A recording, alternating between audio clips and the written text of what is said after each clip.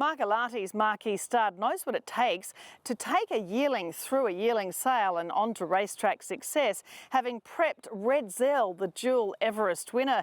This year's draft undoubtedly contains more such shining lights.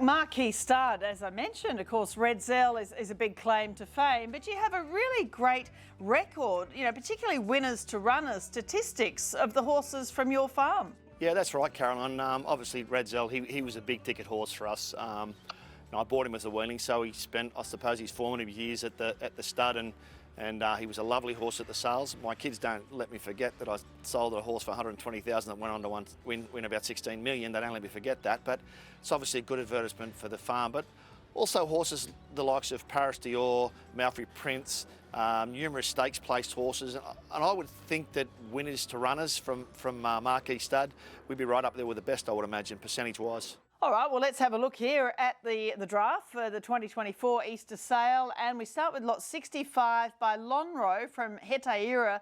A beautiful colt, this fellow. The dam's a half-sister to Night Exemplar from the Winter Stakes winner in Queensland, Charm View, and I gather this is a real favourite of yours. He has great presence, doesn't he, and just a lovely calm about him, just a beautiful colt. Yeah, he's a magnificent type, Caroline. He's a bit unusual for a Lonhro. He typifies a Lonhro with the beautiful head and gleaming coat, but I would dare say that he throws more body type to a Redoutes or even, dare I say, back to Danehill. He's just got that big, strong, presence about him, big, strong gaskins and forearms, magnificent hip, and he's one of the most beautiful walkers you'll ever see. I would be very surprised if a colt like that's not on the radar of the trainers and owners looking for a potential stallion. I just love the horse. Lot 450 is next. This is by Dundeel, and of course we know Dundeel had a great Quinella in the Randwick Guineas, and there's always a good Dundeel around. The dam Campania, she won 6. She's produced a New Zealand group winner, as you mentioned, Amalfi Prince already. Powerful, he's compact, but he's beautifully put together, isn't he? Oh, he's a lovely, lovely horse, Caroline. He's as nice a colt as you'll see at the sales. As you said, he's by the incomparable Dundeel, who he can do no wrong at the moment. And this horse just has an absolute presence about him. He glides across the ground. He's just got fluidity when he walks. He's got a great shoulder, great hip. As you can see by having a look at him there, Caroline, he's got one of the nicest heads you'll ever see in a colt. I would just be just flabbergasted if all the big stallion syndicate aren't on this bloke. I really would be. Lot 281 by Trapeze Artist out of Sharapova. We know Trapeze Artist is doing a fantastic job as a young son of Snitzel. Sharapova was a 2-time winner. It's only her first foal, but it's the family of Course I Can and Gimme the Green Light. Yeah, good pedigree, Caroline. And this filly, of course, as you mentioned, Trapeze Artist is doing a fantastic job, and he could be one of the real sort of big ticket stallions in the future, I would think. This filly's really surprised me. She's blossomed through a prep. She's just gone forward every single day. She takes her work just in a stride, and she really is a nice, big, strong, athletic filly. I think she'll fit the bill of a lot of people looking for that filly with a bit of depth to pedigree, and the owner's a commercial breeder himself, so she's been mated up, so I'm sure there's a bit of residual value there as well. Lot 219 is by Deep Field out of Prahar. So this filly sire, of course, they're not making any more of the Deep Fields. The mare is by Smart Missile. She comes from an American family. She's a beautiful filly, isn't she? She's very much like her sire in a lot of her looks, but a really pretty girl, isn't she? Yeah, isn't she, Caroline? She's very typical of the Deep Fields. She looks precocious, but also she looks like a filly that'll train on and maybe even get up to a mile. The family's a very good family. That mare actually should have won in the city, her dam first start in a race, but she unfortunately dropped the jockey about 50 metres from the winning post. Thankfully, horse and jockey are okay, but this girl just walks across the ground. She stands over a lot of ground. She walks magnificently. She's got a great girth on her. As you said, a beautiful head. And the Deep Fields, it's funny, they were all on the colts out of Deep Field, but the fillies are really now coming into their own. And, again, I'll be amazed if this filly is not highly sought after at the sales. Lot 126 by Snitzel out of Magic Alibi. We know that the deeds of the great Snitzel as a sire, they're still winning Group 1s and, you know, favourites for Golden Slippers and winning Golden Slippers. Magic Alibi won 5, including the Go Water Classic twice, placed in the Shirako Stakes.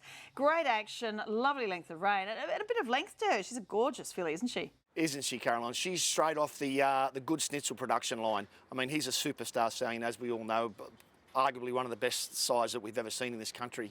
Well, not even arguably, in my opinion. And she really fits the bill. She's a real cookie cutter. Just all the good Snitzels look the same. She's a nice medium-sized filly, massive hindquarter, beautiful walking filly, very, very good attitude. Just looks like a precocious type that will jump and run, you know, and there's that residual pedigree there.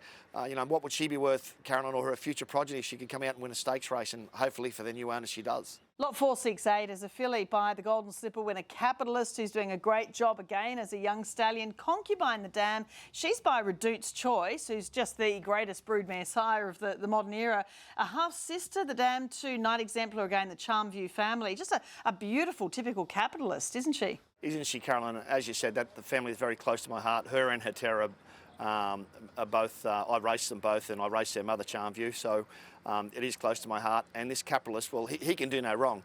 You pick up the stats, and no matter where you look, Capitalist is winning a race. Stakes races everywhere, stakes placed horses everywhere, winners everywhere.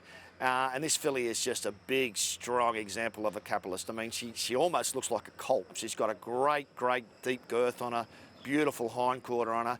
And again, she just walks magnificently. She's got a fantastic overstep, and I just love her. I think she's just a beautiful, beautiful animal. And finally here from Marquee, lot 46 by Morris, the Beast from the East. From Give 'em Hell, this filly is basically a filly version of her father in her looks, isn't she, in a lot of ways? And this is a commands mare from the great Calvin Cosy Bay family. Absolutely, Carolyn.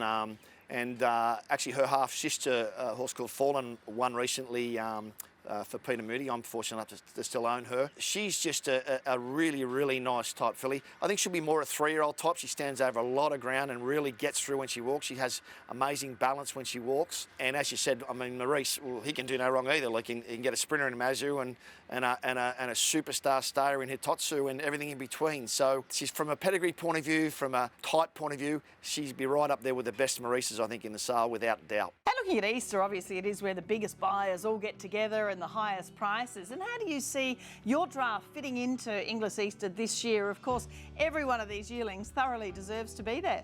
People call us a boutique stud, but we're not actually a boutique stud. I mean, it's an 800-acre property. You've been here. It's a magnificent property, and we certainly think we hold our own. We try as best we can to bring the right horses to the right sales. I think these girls and boys certainly will hold their own at Easter. The colts in particular, I would be amazed if they're not right up on the top of the list of the stallion buyers. All the fillies will find homes with the right trainers and the right bloodstock agents. The bloodstock industry is very resilient, no matter what seems to be going on in the rest of the economy or even the rest of the world. We've got such great prize money on offer. The administrators in all states have done such a fantastic job. So really, even to race in the country, moderately performed horses can earn a lot of money. So, you know, I think all goes well for Easter, and I think as an overall draft, this is the best balanced draft, the nicest overall draft that I've ever taken to a sale.